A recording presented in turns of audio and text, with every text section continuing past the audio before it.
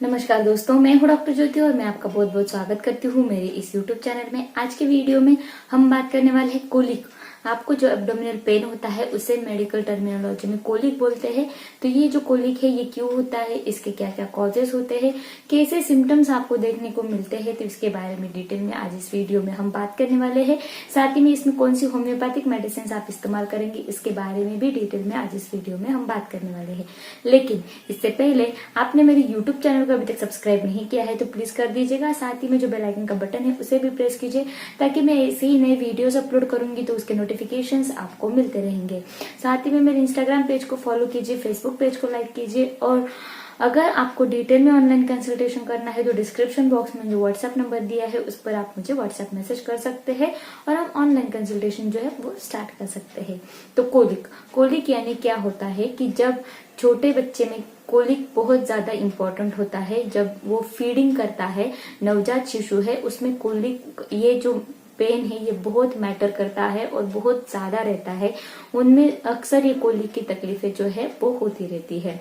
तो ये जो कोलिक है छोटे बच्चों में बहुत ज्यादा होता है। क्यों होता है? तो जब माँ फीडिंग करती है तो उस फीडिंग में अगर गैसेस बबल्स जो है मिल्क के अगर उनके मुंह में चले जाते हैं सकिंग के वक्त तो उसके वजह से भी गैसेस बनते हैं। या फिर जब बच्चा जो है नवजात शिशु जो है उसको फीडिंग करने के बाद उसकी अच्छे से हम बर्फिंग नहीं करते हैं, डकार नहीं निकालते हैं तो उसकी वजह से भी गैसेस जो है वो बनते हैं। तो ये जो कोलिक है ये बहुत ज्यादा मैटर करता है छोटे बच्चों में। जब माँ का खान पान अगर कुछ चेंज हो जाता है रेगुलर रूटीन से उसकी वजह से भी उसको कोलिक की पेन जो है वो हो सकता है। अगर 9 या 10 महीने का जो बेबी है या फिर 6 या 7 महीने का जो बेबी है उसमें अगर टीथिंग के वक्त, डेंटिशन के वक्त यानी कि उसके दांत जब निकलते हैं तो उस वक्त भी उसको इंटेस्टिनल पेन जो है वो रहता है और उस वक्त भी उसको कोलिक की पेन जो है वो महसूस होता है। ये जो कोलिक की पेन है ये जो कोलिक की पेन है ये अडल्ट में भी, बड़े लोगों में भी रह सकता है। ये जो कोलिक पेन है बड़े लोगों में इसके कई तरह के रीजंस हो सकते हैं। उनको कॉन्स्टिपेशन की तकलीफें है या फिर गैसेस हमेशा होते रहते हैं या फिर उनको पेट में अल्सर है, इसकी वजह से उनको कोलिक पेन जो है वो होता रहता है। तो ये हो गया कि कोलिक पेन अडल्ट में या फिर बच्चों में क्यों होता है। जब पेशेंट में कोलिक पेन होता है तो उसको क्या क्या सिम्टम्स देखने को मिलते हैं। अगर कोलिक की पेन बहुत ज्यादा होता है पेट में तो पेशेंट जो है वो पेट को बहुत जोरों से दबा कर रखता है और उसको इतना पेन होता है कि वो सहन भी नहीं कर पाता है। कभी कभी कोलिक की पेन के साथ उसको कॉन्स्टिपेशन या फिर डायरिया की तकलीफें हो सकती है या फिर गैसेस जो है वो बहुत ज्यादा पास होते हैं उसकी भी तकलीफ हो सकती है या फिर मितली या फिर नौशिया की तकलीफें भी हो सकती है। अब ये कोलिक की पेन जो है इसको रिलीव करने के लिए हम कौन सा होम्योपैथिक मेडिसिन इस्तेमाल करेंगे अब उसके बारे में हम बात कर लेते हैं। तो ये जो कोलिक की पेन है इसको रिलीव करने के लिए एक बायो कॉम्बिनेशन 3 ये जो मेडिसिन है ये बहुत अच्छी तरीके से काम करता है। ये एसबीएल कंपनी का आता है या फिर रेक्वेक कंपनी का भी आता है, आप किसी भी कंपनी का ले सकते हैं। दोनों कंपनियों का ये मेडिसिन जो है ये बहुत अच्छी तरीके से काम करता है, उसमें सेम कंटेंट मिले हुए हैं।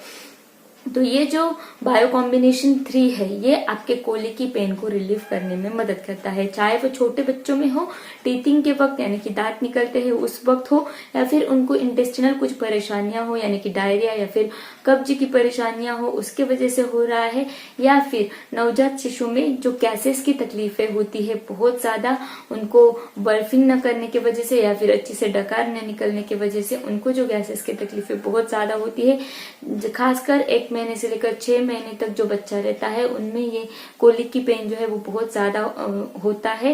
या फिर उनका जो फॉर्मूला फीड है उसमें अगर कुछ बदलाव हो जाते हैं या फिर पेशेंट या फिर बच्चा जो है उस फॉर्मूला फीड को टॉलरेट नहीं कर पाता है, इसकी वजह से भी इसको इंटेस्टिनल कोलिक की परेशानियां होती है। तो वैसे परेशानियों को ठीक करने के लिए ये जो बायो कॉम्बिनेशन 3 मेडिसिन है ये हम इस्तेमाल कर सकते हैं।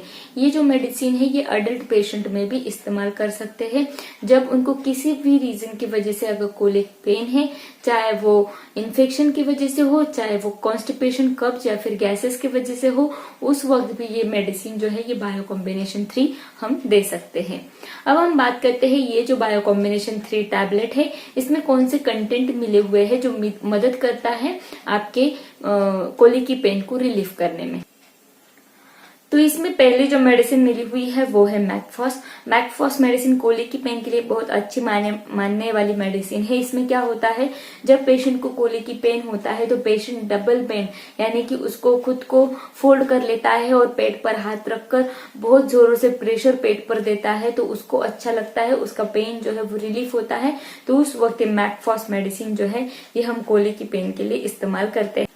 नेक्स्ट जो मेडिसिन इसमें मिली हुई है वो है नाइट्रम सल्फ। ये 3x पोटेंसी में इस टैबलेट में मिली हुई है। ये जो नाइट्रम सल्फ मेडिसिन है इसमें स्टिचिंग या फिर शार्प जो पेन रहता है, शार्प कटिंग पेन जो रहता है, वैसा पेन उस पेशेंट को उसके पेट में महसूस होता है। अगर वो पेट के अराउंड अगर कुछ टाइट क्लोथिंग कर लेता है या फिर कुछ टाइट कपड़ा बांध लेता है तो उसको बिल्कुल भी सहन नहीं होता है, चाहे वो उसके पैंट का हो तो वो भी टाइट क्लोथिंग उसको बिल्कुल भी सहन नहीं होता है। वैसे बांध लिया तो उसको तुरंत कोलिक की पेन चालू हो जाता है और ये पेन और भी ज्यादा एग्रेवेट हो जाता है टाइट कपड़ा बांधने से।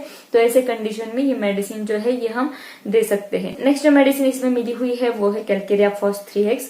ये जो मेडिसिन है ये जब भी पेशेंट खाने का प्रयास करता है तो उस वक्त उसको तुरंत कोलिक की पेन चालू हो जाता है, तो उस वक्त ये मेडिसिन जो है ये हम इस्तेमाल करते हैं। साथ ही में उसको पेट में बहुत ज्यादा स्टिचिंग पेन रहता है, स्पेशली उसके नेवल के अराउंड ये पेन जो है ये बहुत ज्यादा रहता है, तो उस वक्त ये मेडिसिन जो है ये हम इस्तेमाल करते हैं। नेक्स्ट जो मेडिसिन इसमें मिली हुई है वो है फेरमफॉस। ये जो मेडिसिन है ये 3x पोटेंसी में इस टैबलेट में मिली हुई है।